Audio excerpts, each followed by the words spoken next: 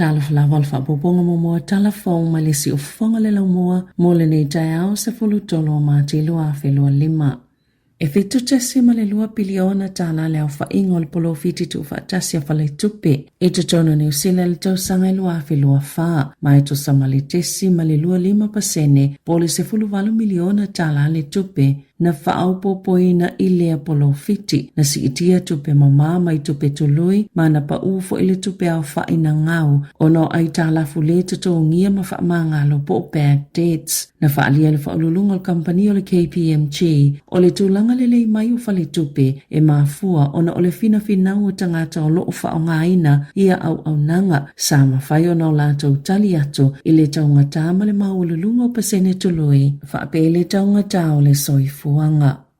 Sa whaato ese peni he nare o le leipa, ina ua ia tu ualo na nufoa e whaatino le haka i le taimio whelafo inga, i le pili tau whaawhio le Treaty Principles, peitai, o le utu maupealo na langolango ino le whaatino ngā le haka, mai na te toi whaatino ina foi, na tu lai he nare luma o le komiti, i le afiafio le solulu, mai ia saunoa na te iloa le leia ia inga le palemene, i le o se mea na fuafuaina, mai sea o na tupu, na tu lai he nare ma awai i le haka lena te ina le tamaita i whaipule Māori o hana rā fiti mai bi Clark i ano vema e whaalawe lawe ma te le pili lo na whaitaunga mua na whaasalaina i mai bi Clark e le mawalo na te tongi mo i tō lai luas fulwha ma sa whaingoa ina i lela vaso o se tasio whaasalanga pito silo na onga ma tu ina atu i se whaipule i te tono le maota o whelafo inga. Muli ane na moli ai la tau whaatasi mahenare ma taita i eto olua le te pāti Māori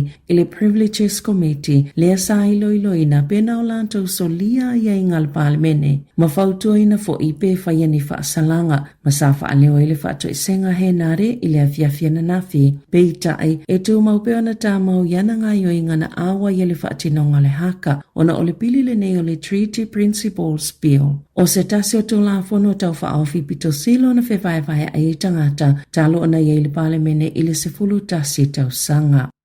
Ola o whaasolo le mu lava le si iti o le tali tonuina o leo e le atunu o e tu saima se saili linga pito la tamai ala matanga luenga o whaamasnonga e soli tu la whono matangata na whaina ona o soli tu la whono a isi. Na whaalia le saili linga whaale tau sanga le to ofitu a whiwhit salau ma le 5 o tangata New Zealand sa mawhaio na o ina mai yaini whaamatalanga po ni ala tau tali ile sa ili ilinga e whaatataule ini o lato manato o ni wainga na lato iloa whaapea mani o lato finangalo i amata upu. Na si itia mai leono fitu pasene i leono iwa pasene le tali tonu ina le atunu ulautele o leo i le vao o ke topa lua felua tolu ma o ke topa lua felua faa o le unga o le saili linga e valu tolu pasene o le atunu ulautele e tali tonu e le leima tala feanga i le whaatinonga o tiute o leo fitu faa pasene manato sa whaamaliena pe matua whaamaliena foe i le tautua leo i taimina o la tau whaafeso o taina i le ofisa na pa uma i le 3% i le 2% le numero tangata lato te le o whaatuatuaina le au nanga leo. Ma o sa taimi pito silo na mawalalo talo na amataina sa ili ilinga. Na umaleo lau sa tenia o ngal kolisia mata ina ula vese no whaafilea o aulio la solulu. Na tupulea whaalave e lata ile kolisi petu sa ole kuata te aile tolu. Na whaamaoni leo na maliuli tenia o ngamayona manuanga e uina whaia ia inga alwenga lave ai. Ila no whanga na tupu ile whaalave. Sa iei fo ile fsosani na whaia mo le na ave ina le no whaafi o na ole whaalave. O talo sangaina leo sa o setasi na moli mawina le mata upuina ia longo ina atu lo lato ofisa. Na talo sanga le whaala potopotonga le School Lunch Collective i le vai soneia au Setalia mosif sosani na ia mautinoa e lava tau mawhamota maitia o ngai New Zealand. O whailole tu uatu le au nanga ale le beo le vaaya le Deloitte ma whaawawuna whaangaio i le pisinisia sa ili nisi tupe e whaasawa i le au nanga matutongi ai tālafo o le libel o lo o tāpena ina tau mawhai se lau lua se fululi mawhi i le aso mota maitia onga. O tau sisipea le malo le whaawauna tā pena e le School Lunch Collective le olo o au fiele le bell mea aia tamaiti ia o ngai whansela wano sfulu ono pe o na au fiele kone karate to sai mali pote le le New Zealand o tau mafa muli tele wa o ngai lea solulu o ni tau mafa ua mai ona tā pena maa fifi mai au satalia ma o le tele lava o la sania pe ta ionisio ia tau mafa o le sisi ma le macaroni aina ta ua leo whaingaluenga le kai tau intermediate e le ififia tele i eita mai tele a onga e o ina taun ua tu tau mafa i le taimi whaatou langaina na ta ua le combas le whaala potopotongo lo umeina le kone karate o mea aieta maiti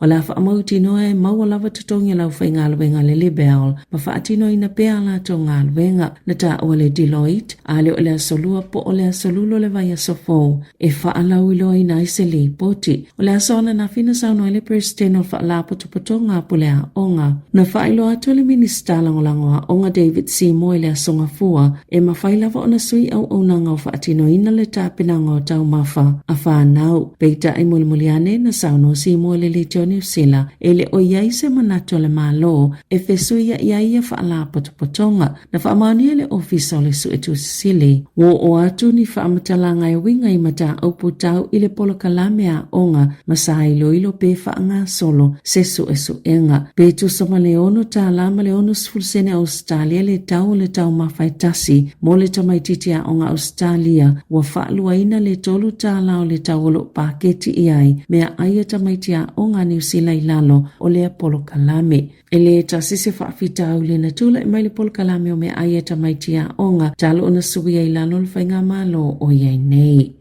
Wano fotatali tangata initia ya umau titono New Zealand ise fola sanga tele ili whaalolo tonga a atili o sootanga ili wao New Zealand ma initia o se tasi leo au malanga pito to tele na avele palimio New Zealand Christopher Luxon e initia ili vaya sonei na si itia olo awina ato New Zealand initia ina utua na ili tau sanga ili wafe lua ili valu selau se fulu miliona Tala au ili tau sanga ili wafe lua tolo e tasite simale lua biliona Tala malita site sima le 5 biliona Tala ile tau sanga talwai e pito mawalunga lava le tasite si male valu fitu biliona Tala le na whaamawina ile tau sanga ilua fistful fitu. Ia tunu i whafo, e whaafitu tau sango sitamaita ina malio male to 5 na manu nua, ona o se oso whaingo mea tau whaatontonu mamawa Lucia, na oso whainaile a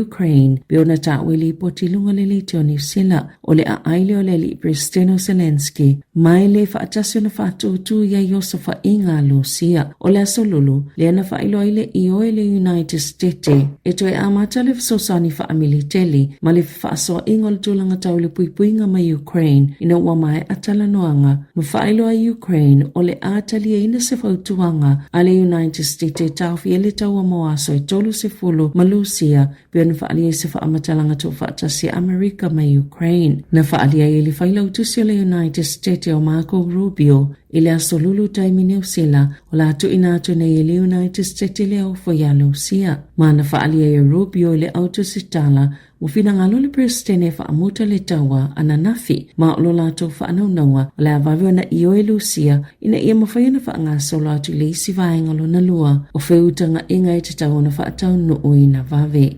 Ita alonga e atangia mai le whainga o tongi ngā whaua New Zealand mo ta alonga o le Olimpika malo o tau pulenga i atunu o i whafo ina o sainia se whainga pa anga le vale Kathmandu ma le komiti New Zealand mo le Olimpika peo na whaalaulo ina le vaya sonei kalai estete o lo o awhielia malienga le whainga o futoleni mo au ta alo o la e whaonga i tutono no whaanga e api ai whaapia ma whaatasinga ai le au fiei o fui teime o ta alonga po o tau vanga o le ama whaio na whaonga ina ia la e ta alonga o le Olimpika i le tau malu lua le lua whelua ono whaapia ma ta alonga le tau pulenga tupulanga ma Olimpika i le tau ma whanawhana. Wa whaamuta i fo i ma se whainga pa anga umi sa iei i le vao le komiti ma le kamupani saina o le pig. Tala fauia ma le si ufonga le lau mua mo le ne vaenga le tae au.